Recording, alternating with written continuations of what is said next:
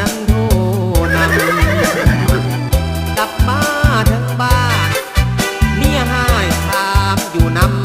ำสิเกจังใดคนงาม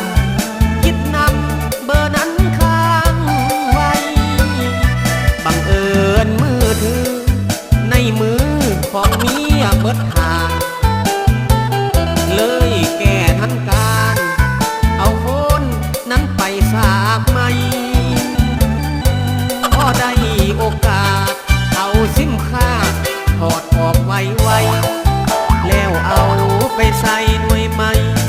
เบอร์ข้างไว้ลืมมันไปสิ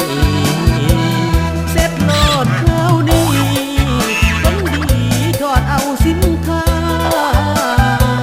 เมียสร้างสลาเอาสินค้า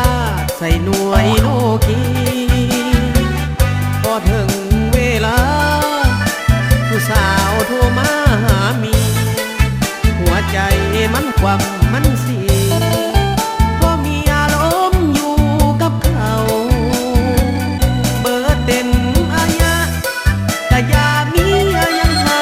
อภัยขอโทษหลา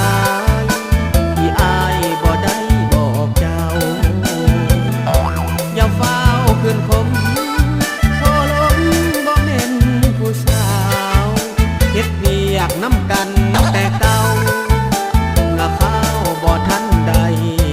น้อง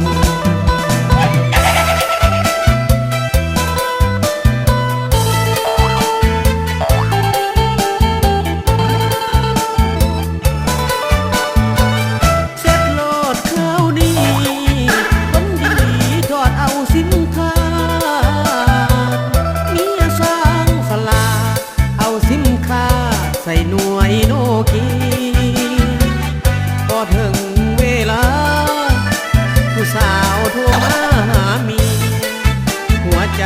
มันความ